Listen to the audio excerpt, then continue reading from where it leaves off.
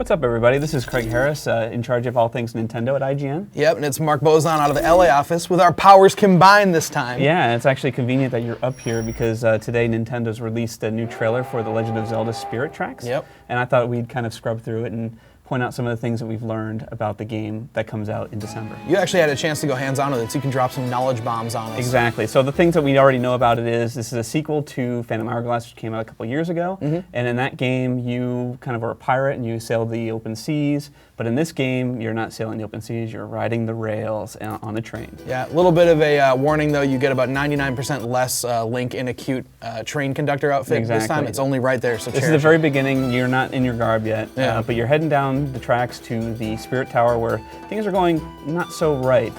Like this track disappearing, for example, Yeah. and causing the train to disastrously collapse. But if you actually notice, this trailer's kind of been cut together by multiple sources. That's the normal one. He's in his but then all of a sudden, pants. he's now in the garb. So Yeah, totally. pay no attention to continuity here. So Zelda and Link were, or actually Zelda was in tow with her little cohort. That's Alfonso. We'll learn about him later. But apparently the Spirit Tower is now collapsing. Yeah, that replaces the Labyrinth of Frustration from the last game where you had to keep going through it. Nice. So, and one thing I actually want to point out in this trailer is the music's awesome, and I love it when this Phantom train comes by and the banjos kick in. Yeah, very That's cool. awesome. Little banjo nice action. little bluegrass going on. Yep. So yeah, that's right here, as we just saw. That's Chancellor Cole. We'll see him come in here because it's just on couple frames. Right There there. he is. He's got the power of purple and a nice orange mustache. It shows how evil he can be. Yeah, it's true. He not only has horns, but he's also got a mustache. Exactly. That's very evil. But how evil can he be? Apparently very evil, evil enough to actually kill Zelda. And so Zelda in this game dies in the first 15-20 minutes. Final Fantasy hauled off. Final Fantasy VII, your heart out. Yeah, exactly. by So the way. she's being hauled off by some mysterious guy along with Cole. There's Link's hand in all his 2-polygon glory. But Zelda is not quite dead. She's almost dead. And she's floating around. No one can really see her, but apparently Link can. How convenient. Let's go on an adventure together. This here is the sage of the Spirit Tower. Her name is IGN, and she apparently can see Zelda as well.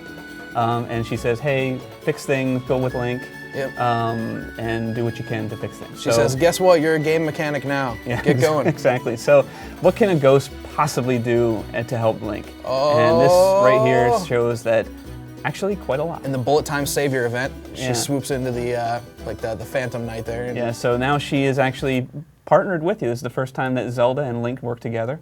And as we can see, in this game, you'll be using the touch screen to tell her where to go while you control Link with the kind of the Navi touchscreen. But that's kind of actually a nod, by the way, from the multiplayer in the last game. You know, where you're drawing around and kind of chasing people down with the knights. Now you actually use it as part of the single player. right? Yeah. So he can withstand fire, but for some reason hates mice. Nice. Zelda just does not like mice. So apparently, as you can see with this nice conveniently placed block, I don't know what you're talking about. I think you'll have to do something there to get the mice from not coming out. Yeah. So, but she can walk through lava, which helps Link get through little hazards. Yeah, and I like this here too because it actually looks like you're taking on a kind of a 2-head tall bad guy. So you're actually using it to jump up on top of her. That sounds horrible. And then use her shield to gain a little bit of height on that guy. Exactly. So while Link can probably walk on this surface here, being up taller can help him take out some enemies there. Yeah. But it's only temporary, and apparently she pops out at the end of every level.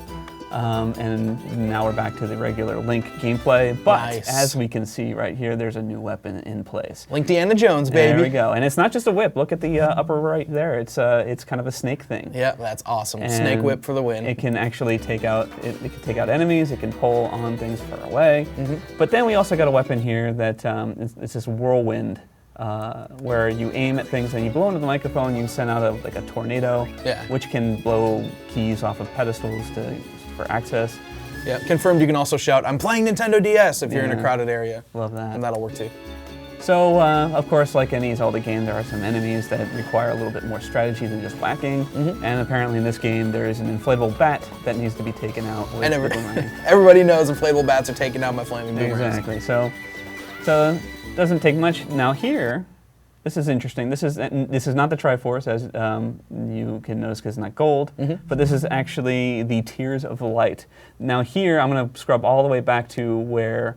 You're going to rewind. Exactly, rewind all the way here. Now how can Link possibly take this guy down to get Zelda to possess it? Well, you actually have to sneak up behind the Phantom to whack him in the back and kind of subdue him so that Zelda can do that. And you do that with a powered-up sword with the Tears of Light. So we saw it only works for a certain amount of time, though, right? So that'll obviously be like a dungeon mechanic. Defeat some kind of mini-boss, get Tears of Light, use it to get to the next area. So yeah, there's the Tears of Light, and when Zelda's not useful, she will kind of shrink away and go into Link's pocket, as you can see right here. Perfect woman. Exactly. Portable and helpful in any quest needed. Anyway, so that's the end of the trailer. They fly away all happily ever after, but she's still dead. So the game comes out December 7th, as the trailer here shows you, and that's when we'll have a review. Thanks for listening, guys, and we'll see you when the game comes out.